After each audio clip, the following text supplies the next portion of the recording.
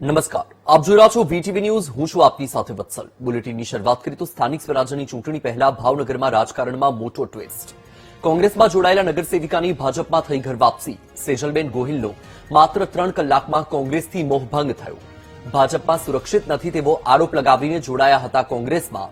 હવે ભાજપમાં પાછા આવીને કોંગ્રેસ પર મોટો આરોપ લગાવ્યો. કોંગ્રેસના નેતાએ મને આવું કહેવા માટે કહ્યું હતું. કોંગ્રેસના નેતાએ ભરમાવતા મેં આવું કર્યું. મને મારી ભૂલ સમજાઈ જતા હું ભાજપમાં પાછી આવી. શહેર કોંગ્રેસ પ્રમુખ મનહરસિંહ ગોહિલે સેજલબેનના આરોપોને ફગાવ્યા. સેજલબેનને કોઈ પણ જાતનું પ્રલોભન કે કમિટમેન્ટ આપવામાં નહોતું આવ્યું. ભાજપમાં અસુરક્ષિત જણાતા તેમણે કોંગ્રેસનો ખેસ પહેર્યો હતો. હું છેલ્લા 5.5 વર્ષથી ભાજપમાં છું અને 5 વર્ષના નગરસેવક તરીકે હતી.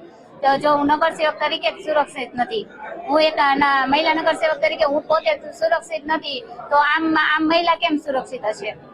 એ કારણથી હું ભાજપ છોડીને હું કોંગ્રેસમાં જોડાણી છું. હું થોડાક સમય માટે ભરમાઈ ગઈ હતી. કોંગ્રેસના આગેવાનોએ મને ભરમાઈ દીધી હતી. કઈ રીતે ભરમાઈ દીધા? મને અલગ અલગ રીતે સુરક્ષિત નથી ને અને એ લોકો દ્વારા જ મને બોલાવવામાં આવ્યું કે આવી રીતે બધું બોલજો તમે. અચ્છા બેન, પણ અને પછી મારી ભૂલ સમજાણી એટલે હું પાછી આવી. અમદાવાદમાં